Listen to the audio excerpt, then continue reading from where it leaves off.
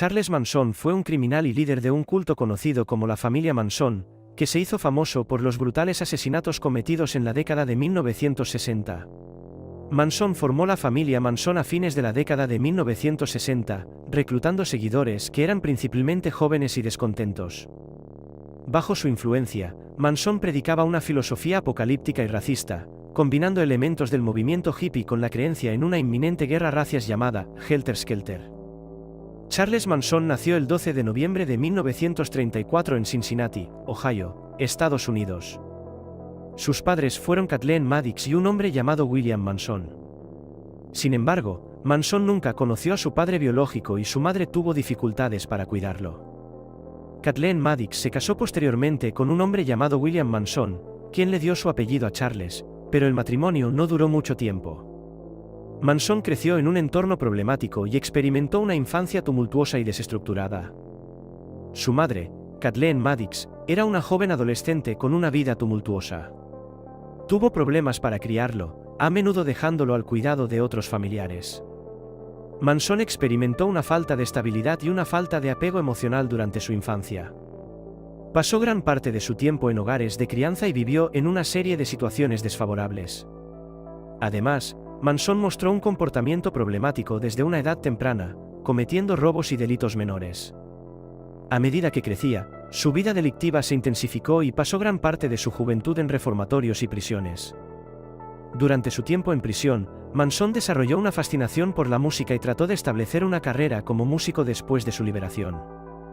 En resumen, la infancia de Charles Manson estuvo marcada por la falta de estabilidad, la ausencia de una figura paterna y el entorno delictivo en el que creció.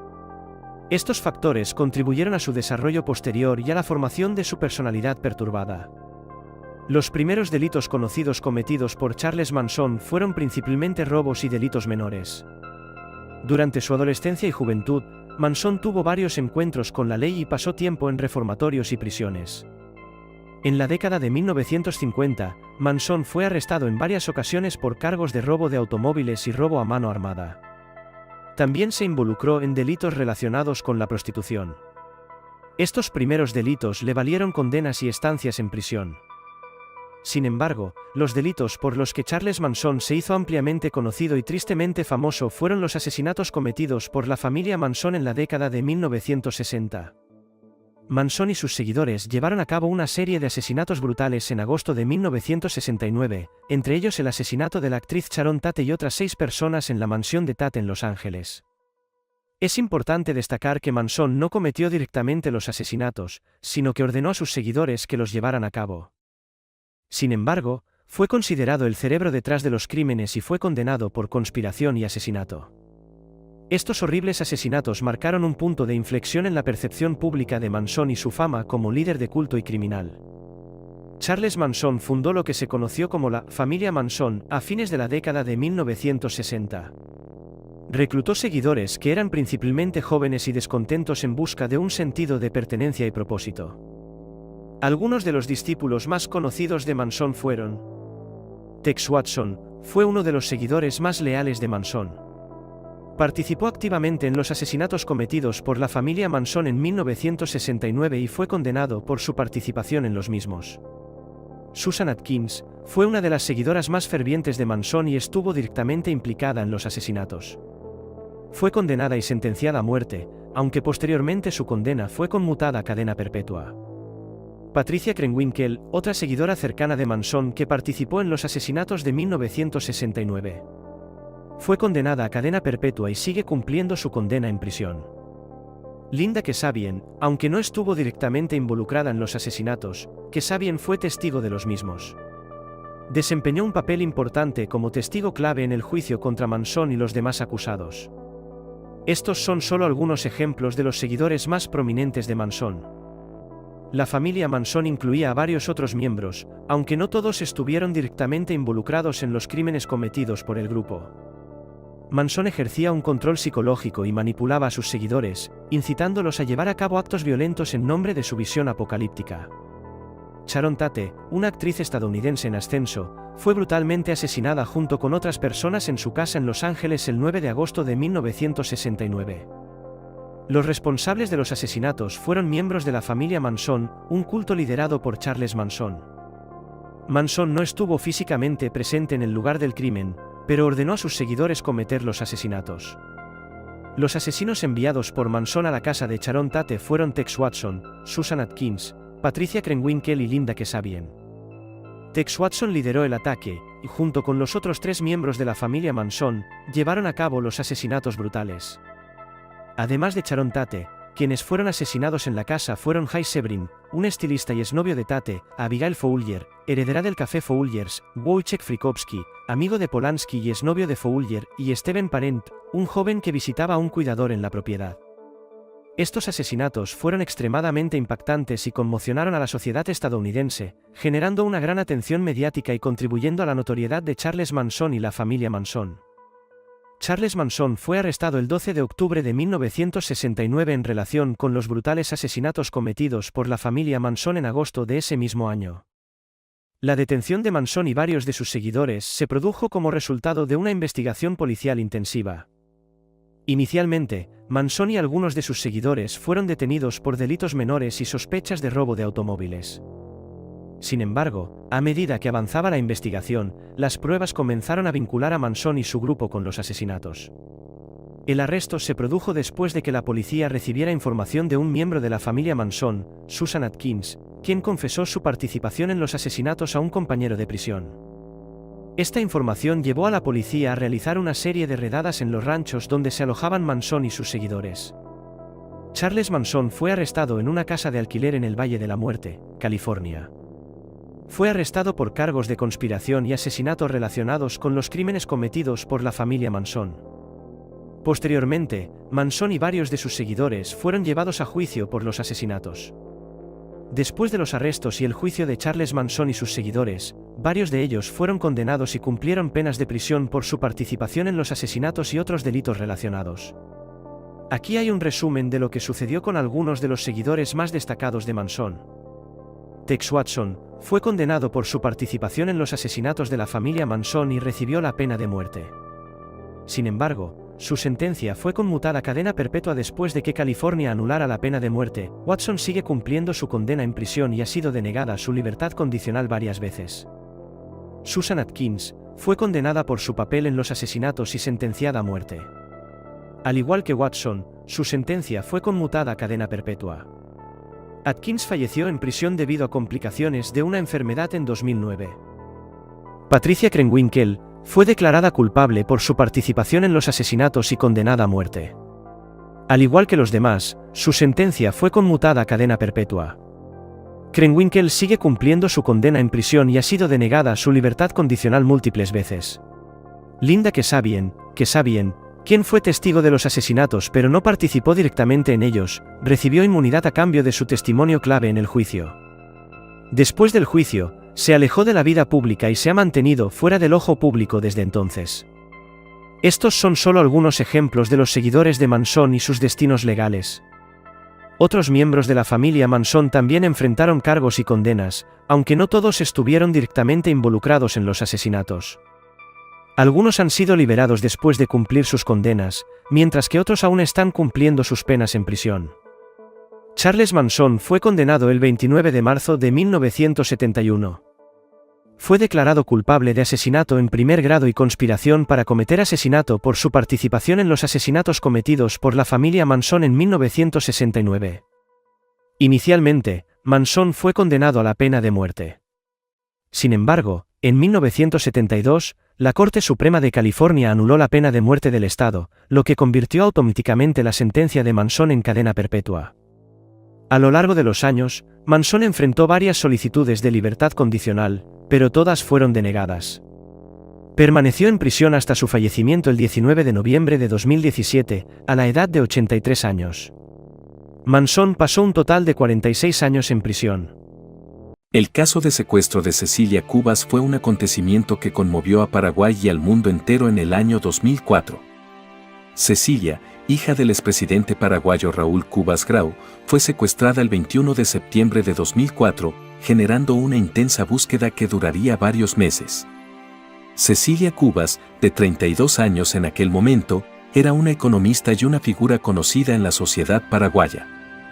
Fue secuestrada por un grupo extremista de izquierda conocido como Ejército del Pueblo Paraguayo, EPP, que exigía un rescate de varios millones de dólares para su liberación. El secuestro conmocionó a la nación y generó una gran indignación y miedo entre la población. El gobierno paraguayo, liderado por Nicanor Duarte Frutos, se comprometió a hacer todo lo posible para asegurar la liberación de Cecilia sana y salva. El caso fue seguido de cerca por los medios de comunicación y la opinión pública, con numerosos llamamientos a los secuestradores para que liberaran a Cecilia. Se organizaron manifestaciones y marchas pacíficas en todo el país, mostrando la solidaridad del pueblo paraguayo hacia la familia Cubas y condenando el secuestro. A pesar de los esfuerzos del gobierno y las fuerzas de seguridad, los secuestradores mantuvieron a Cecilia en cautiverio durante varios meses. Durante este tiempo, hubo contactos esporádicos con la familia y se llevaron a cabo negociaciones para tratar de alcanzar un acuerdo de liberación. Finalmente, el 16 de febrero de 2005, casi 5 meses después del secuestro, el cuerpo de Cecilia Cubas fue encontrado en una casa abandonada en las afueras de Asunción. Había sido asesinada por sus captores poco tiempo antes del hallazgo. La noticia de la muerte de Cecilia provocó una profunda tristeza y conmoción en todo el país. La sociedad paraguaya se unió en duelo y expresó su indignación hacia los responsables de este acto atroz. La investigación del caso continuó y las fuerzas de seguridad se centraron en dar con los miembros del EPP responsables del secuestro y asesinato de Cecilia Cubas. En los años siguientes, se llevaron a cabo varias operaciones para capturar a los involucrados y se realizaron juicios para procesar a los responsables. El caso de Cecilia Cubas dejó una marca indeleble en la historia de Paraguay y llevó a un aumento en la lucha contra el terrorismo y el crimen organizado en el país. La sociedad paraguaya tomó conciencia de la importancia de la seguridad y la cooperación entre instituciones para prevenir y enfrentar este tipo de delitos. El trágico destino de Cecilia Cubas y la manera en que el país respondió a este evento demostraron la fortaleza y resiliencia del pueblo paraguayo en tiempos difíciles. Aunque su pérdida fue inmensa, la memoria de Cecilia sigue viva en la memoria colectiva, recordándonos la importancia de la paz, la justicia y el respeto a la vida. Hacía 3 meses que Charlie y Cala habían desaparecido sin dejar rastro. Lo último que se sabía de ellos era que habían acudido a un aviso de trabajo, se dedicaban a la limpieza de viviendas. No se supo nada más de ellos hasta que los investigadores localizaron la zona donde se perdió la señal de sus teléfonos móviles. Una vez realizada la triangulación de las antenas, la policía llegó a una propiedad. Mientras varios agentes registraban el lugar, escucharon unos ruidos procedentes de un enorme contenedor metálico. De inmediato, rompieron el candado, al abrirlo, se encontraron a Cala encadenada como si fuese un perro. Cuando le preguntaron por la identidad de su captor, la joven señaló al culpable, Todd Koulheb, un agente inmobiliario y asesino en serie con 7 muertes a sus espaldas.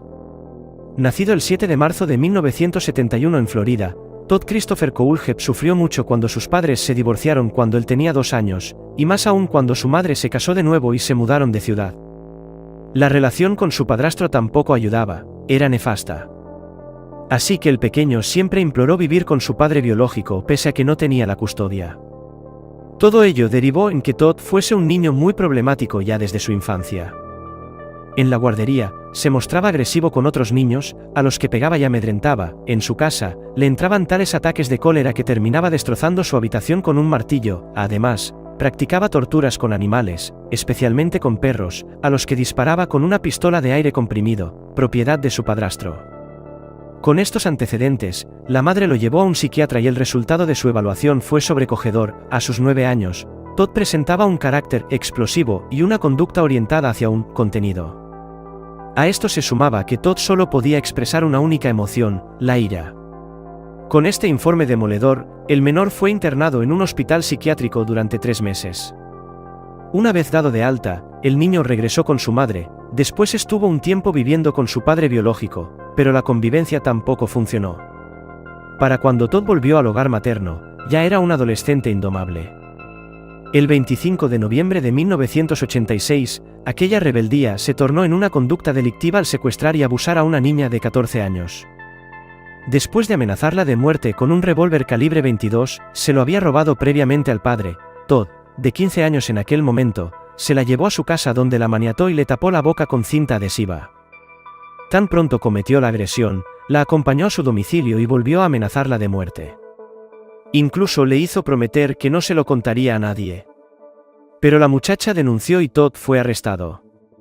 Tras declararse culpable, el tribunal lo sentenció a 15 años de prisión y fue registrado como un acosador.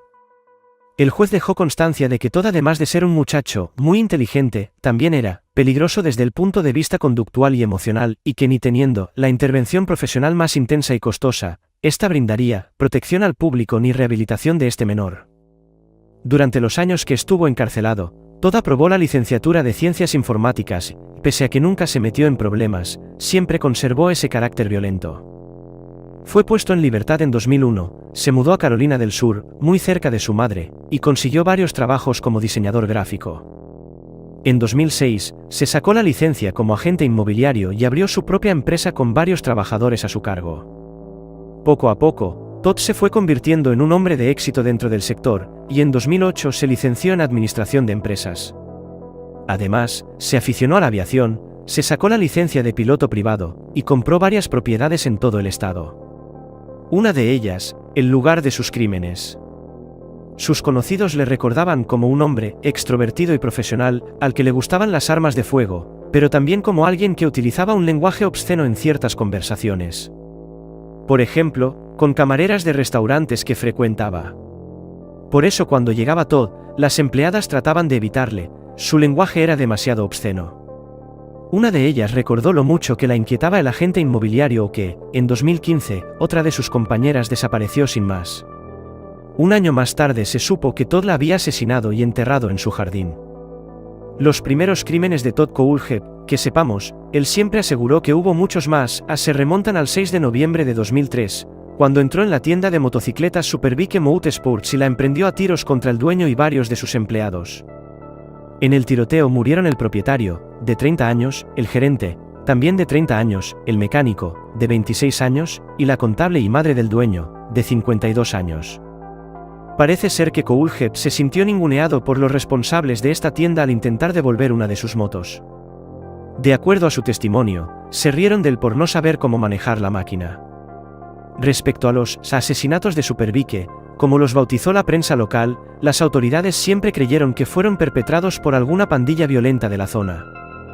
El 22 de diciembre de 2015, Todd secuestró y mató a Johnny Joe Coxie, de 29 años, y a Megan Lane Zekra Coxie, de 26 años, esta última trabajadora de uno de los restaurantes que frecuentaba el asesino. Y 8 meses después, el agente inmobiliario volvió a las andadas. El 31 de agosto de 2016, Kala Brown, de 30 años, y su novio Charles David Carver, 2 años mayor, acudieron a limpiar una propiedad de Kohlhepp, pero desaparecieron sin dejar rastro. Durante las siguientes semanas, la cuenta de Facebook de Charles se mantuvo activa, e incluso, llegó a publicar varios mensajes. Pero la policía llegó a la conclusión que alguien le estaba suplantando la identidad. Por otra parte, un usuario de nombre Yo, en inglés, escribió extrañas reseñas en Amazon sobre productos que se utilizaron en los crímenes. Entre ellas, en la ficha de una pala con mango plegable donde escribió, guárdela en el coche para cuando tenga que esconder los cuerpos y deje la pala de tamaño grande en casa. En otro comentario, esta vez sobre un candado, publicó, sólidos candados, tengo 5 en un contenedor de navegación, no los detendrá, pero con seguridad los retrasará hasta que sean demasiado viejos para que les importe. O sobre un cuchillo, no he acuchillado a nadie todavía, pero mantengo vivo el sueño y cuando lo haga, será con una herramienta de calidad como esta. Sin embargo, las señales de los teléfonos móviles de los desaparecidos fueron lo que llevó a los agentes hasta el asesino. Cuando varias patrullas se personaron en una de las propiedades, que se encontraban en la zona de triangulación mediante antenas, comenzaron a escuchar ruidos que provenían del interior de un inmenso contenedor. Lo abrieron rápidamente, y en el interior, localizaron a Kala, deshidratada, desorientada y encadenada como un perro. La joven explicó a los investigadores que Kohlhepp había disparado a su novio y había abusado de ella en repetidas ocasiones. Una vez detenido y antes de confesar, el agente inmobiliario pidió ver a su madre, y ya en comisaría, admitió ser el autor de los asesinatos de Superbike, de haber matado a Joe y Megan, desaparecidos en 2015, y de haberlos enterrado en su jardín, y de cometer otros crímenes entre 1983 y 1986, y entre mediados y finales de 2001. Durante el registro de las propiedades de Todd, las autoridades incautaron varias armas de fuego, algunas con silenciadores, y una gran cantidad de municiones. Aparte de algunos de los productos utilizados en sus crímenes y de los que, como he comentado anteriormente, hizo reseñas en la página de Amazon. En mayo de 2017, el agente inmobiliario fue acusado de 7 cargos de asesinato en primer grado, 2 de secuestro, 1 cargo de agresión y 3 por posesión de armas. Gracias a su declaración de culpabilidad, Coolhead se libró de la pena de muerte, aunque el tribunal lo sentenció a 7 cadenas perpetuas consecutivas sin posibilidad de libertad condicional. En la sentencia, el juez escribió sobre el asesino: desde párvulos ha sido incansablemente agresivo con los demás y destructivo con la propiedad. Y concluyó: no ha cambiado. Si le ha gustado el vídeo, no olvides dejar tu like, suscribirte y activar la campanita. Hasta la próxima, mis amigos.